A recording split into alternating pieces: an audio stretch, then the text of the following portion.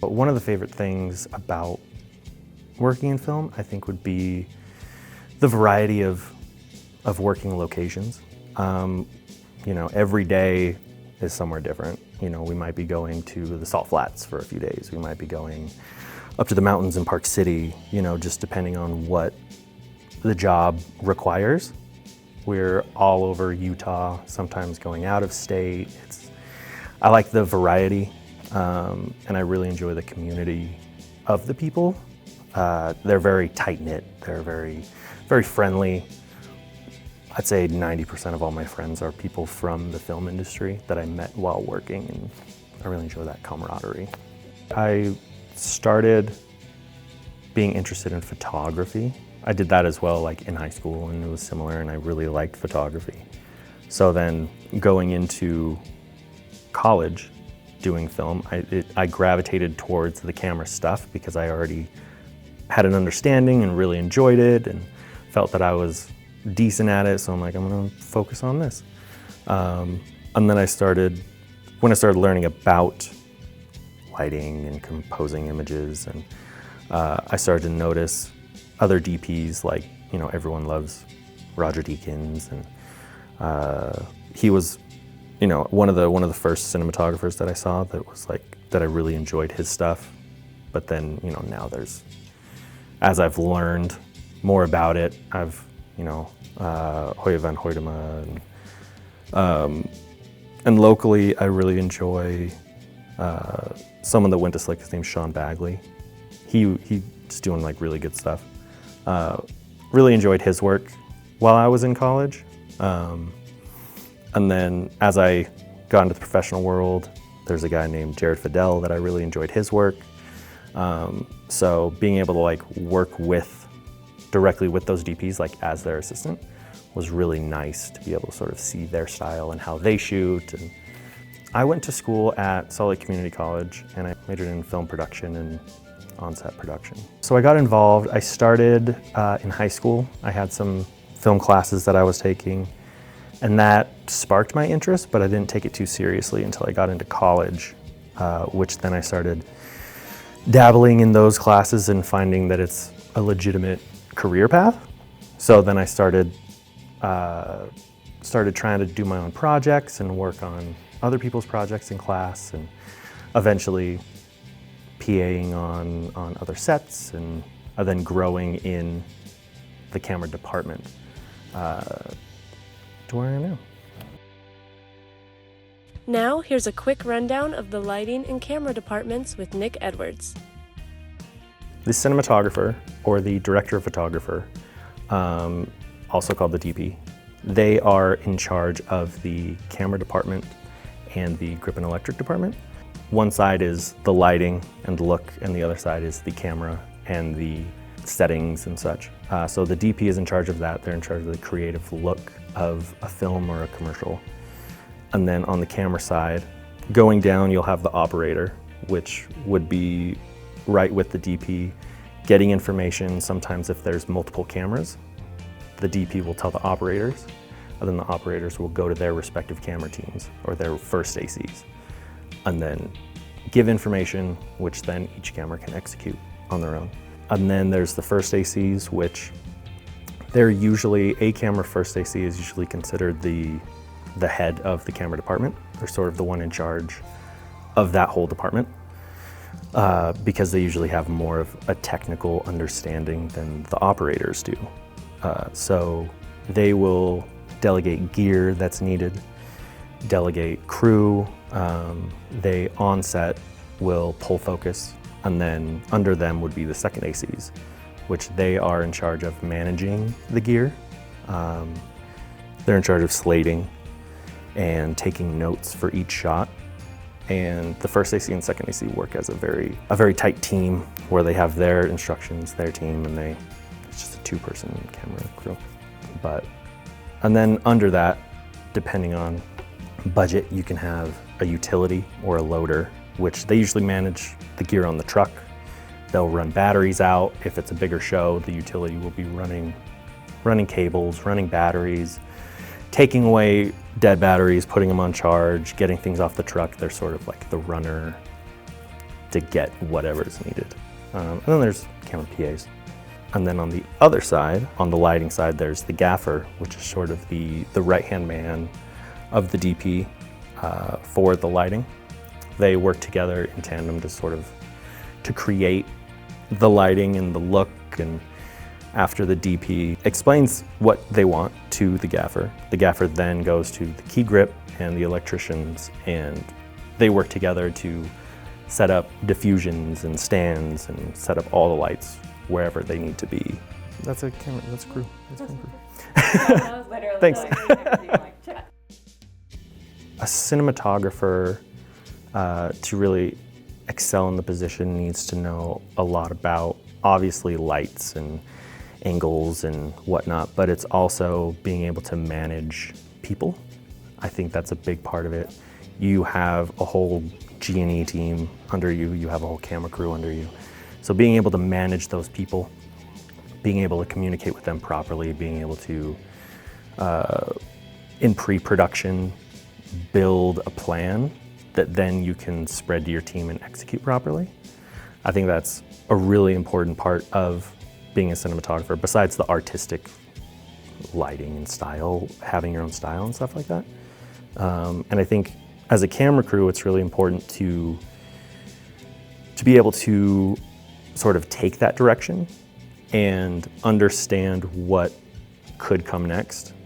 Like the first ACs, knowing their DP and knowing sort of what he might be asking for or what they might be trying to achieve. So then you as an assistant can get ahead of that and be ready to change a setting or put in a filter or, you know, whatever the DP might need. Having that forethought to be a step ahead, but ready to step back if you're wrong. I'd say one of my favorite projects to be on were some of the JK Studios projects. They were originally a cast of Studio C, made their own thing, but they were very fun, very laid back, a lot of really fun people involved. So I really enjoyed that for those reasons, but I also really liked being on things like Yellowstone and Wind River and some of like the bigger projects because of the scale and the professionalism that came with it was really exciting to be a part of. I've worked in Utah locally for years, so to me it feels more like a tight-knit community. Everybody knows everybody else. We hang out all the time. We play board games. It's a growing industry in Utah, but it's still at its core a very like tight, family-esque type industry, which I really enjoy. Working on big budget projects is sometimes can be very militaristic. You're on time, you're late. If you're late, you're fired. That sort of mentality. There's a lot more people involved, so you just have to trust the next person above you. Like on Yellowstone, I was a second AC on that. So I had to trust just my first AC. Fully, whatever he said to do or whatever was happening, I just followed that because there were so many other moving parts that you're just a small piece in this big machine, it's fun and I really enjoy that. But compared to the smaller projects where it's people might be wearing multiple hats, there's less egos involved, there's more of a family feeling behind it because you're all sort of in this together. And so I really enjoy both for their own reasons. Sometimes you have to have that that authority because there is things that, you know, like I said on Yellowstone, where I'm like, I have to trust my first. If my first gives me okay, we're gonna take all this gear and go up this hill, I'm like, that sounds dumb. But there are reasons for that, you know, like there's information that they know that I don't, and there's information I know that the utility doesn't, so it's just, you have to trust the person above you to make the whole machine work. Well, while I was in college, I focused a lot on making connections with people, with working on a lot of different short films and projects and trying to show that I was very passionate about it. And then from there, I started to make friends that would bring me around their other film friends, or try to help people to keep me in mind for smaller positions. And one of the first positions that I got on a bigger job was from a contact that I made in school, where she was on a set and she was asked if they knew any camera PAs, and she knew me and knew that I was really pushing to be in camera department. So she recommended me, and I came on. And from there, I met a first AC named Curtis Burr, who was a very established camera assistant locally, and still is, but a very experienced camera assistant. So from there, met him and really tried to just listen and work. And I didn't know anything at the time, but I just hustled. I would lift everything that I could and stuck by him anytime that I could, tried to learn as much as I could. And then worked on that. A few months went by, and then he called me again, and I did the same thing and really tried to push, really tried to impress the people that I was working with. And then that just, every once in a while I would get a call, until he called me for Wind River, which was one of my first big second AC jobs. And he was like, hey, do you want to come second on this? I'm like, yeah, I'd love to. So then I jumped on that. The first AC I worked with on that was, his name was DR. And so then I made another connection with a very experienced first AC. So then I started working with DR a lot. I mean, he liked me, he liked how I worked, so we worked together a lot. Other than the people that I met from there got me onto other jobs, and an operator that I met on a job with DR was who recommended me for Yellowstone.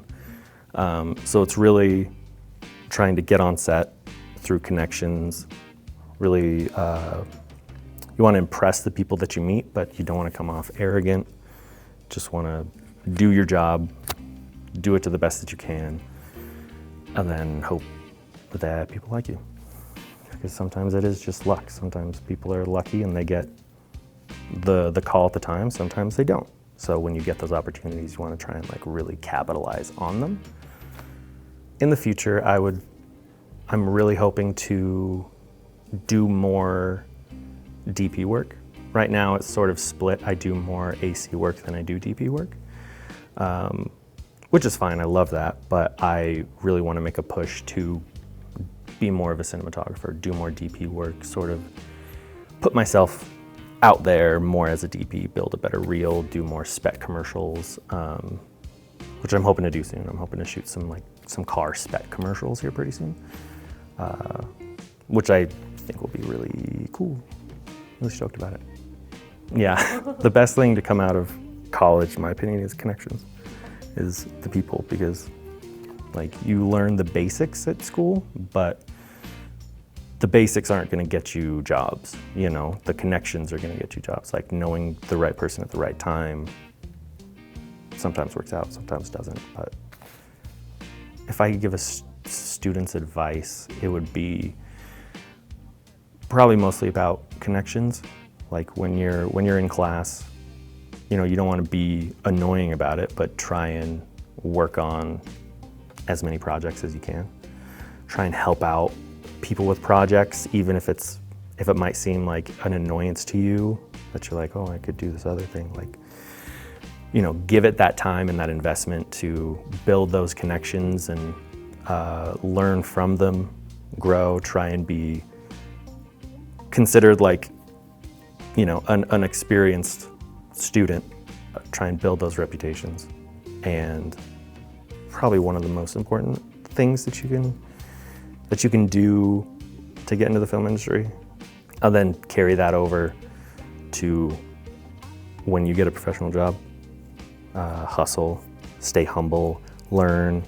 The best thing you can do is not, if someone tells you something once, that's it, you learn it, great, and then you move on. You don't want people telling you multiple times or trying to